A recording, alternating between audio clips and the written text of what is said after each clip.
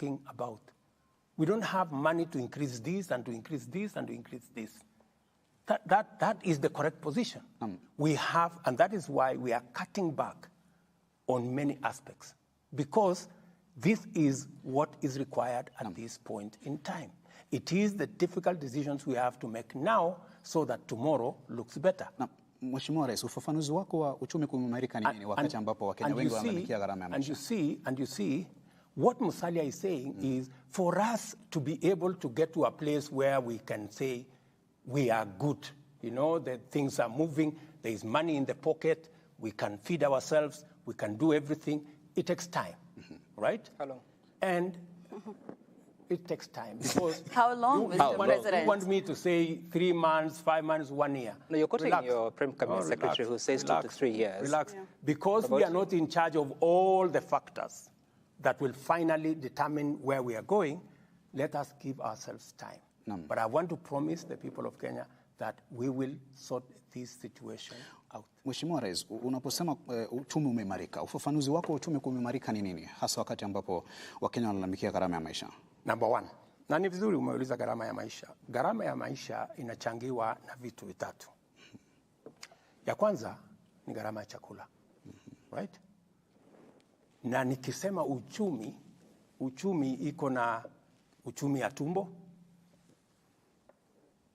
Nataka nikuulize na Wakenya wenzangu, tumefanya lolote kupunguza gharama ya chakula? Yes, we have done major steps. The price of food items is today lower than it was a year ago. It is a fact. Lakini, of course, it's not convenient for certain people to accept. That's number one. Number two, globally, where is Kenya? Uchumi wa numbers, and these are not my figures. We've brought down inflation from 9 point something to now 6.8. Those are figures, global figures of the World Bank. Number two, our economy is growing at 5.4%. Not my figures, World Bank figures, right? In fact, they quote Kenya is the 29th fastest growing economy globally. Those are figures out there. Of course, many people don't want to accept. I know that there is still no money in people's pockets. Uchumi wa mfuko bado ndio bado. Yeah? Utakuwa lini? Are we doing something about it? Yes. That is why we are spending more money in education. Yeah? We're putting more money in education. In fact, this year, we are putting an extra 120 billion in education. To do what?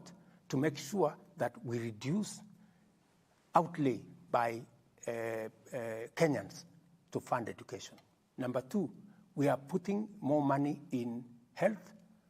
That is why we've passed 4 laws. What do we want to do? We want to make sure every ordinary citizen has a health insurance.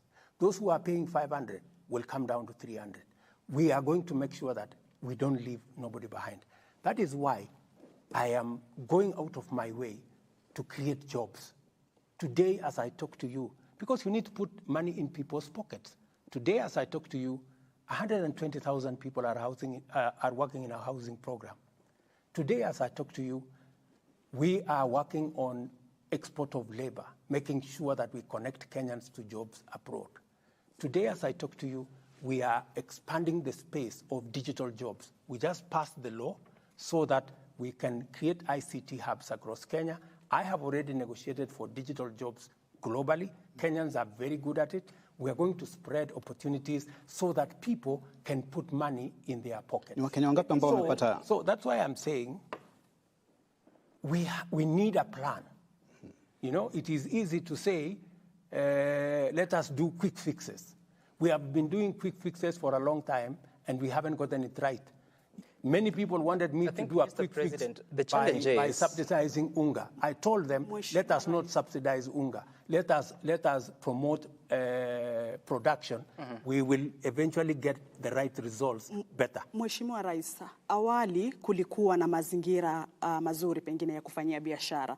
Tunavyoona sasa, sijui kama palikoseka wapi, pengine unaweza kutueleza, manake kulikuwa na mazingira mazuri ya kufanya biashara. Kuna takwimu ambazo zimetolewa hata na FKE nadhani wakisema kwamba kuna makampuni ama kuna Wakenya takriban 70,000 ambao wameachishwa kazi. Katika serikali yako Mheshimiwa, palikoseka nini haswa pale mpaka mazingira ya kufanya kazi yakawa magumu kiasi cha kwamba 84% ya Wakenya wanasema kwamba maisha ni magumu, na hizi ni takwimu ambazo ziko zaidi ya 50 kwa mara ya kwanza katika Mkenya kusema kwamba maisha ni magumu na pesa haionekani. Na tukisalia hapo Mr. President, because it's just based on what she said, are you aware that 87% of Kenyans, your people, Mr. President, that is 9 out of 10, have opted to reduce on personal expenditure because of the current economy? Watu wana opt kutokula, which is what we're talking about, uchumi ya tumbo. They are foregoing food because of the current situation. Good. I want you to read a clip or even a text. It was in the Standard. 10 months after Kibaki became president, the same number of Kenyans said NAC and President Kibaki had made their life worse than ever because Kibaki decided to make the right decisions, not popular decisions, right? 10 months after he was president. We are in the same space. But let me tell you the following, that it is true. We are facing a difficult situation. We are facing a difficult situation because that is the global situation. But are we doing something about it? Yes, we're doing something about it. Is it bearing results? Yes, it's bearing results. The price of food is coming down because of our intervention, by God's grace. The global economy is appreciating what Kenya is doing. Let me go to FKE. FKE said 70,000 Kenyans have lost jobs or have gotten out of jobs. Part of those 70,000 Kenyans, for your information, are teachers who are working in private schools, who we have hired as government. Now they are teaching in, we have hired 56,000 teachers as teachers. We have hired an additional 120,000 people working in our housing program. We have a plan to make sure that we keep increasing. We have only 31 sites of our housing program. We have another 34 that will be rolled out the first quarter of next year. By the end of next year, we will have between 200 and 250,000 Kenyans working. So the economy is adjusting towards where we want to go. We do not want to be an export destination for others.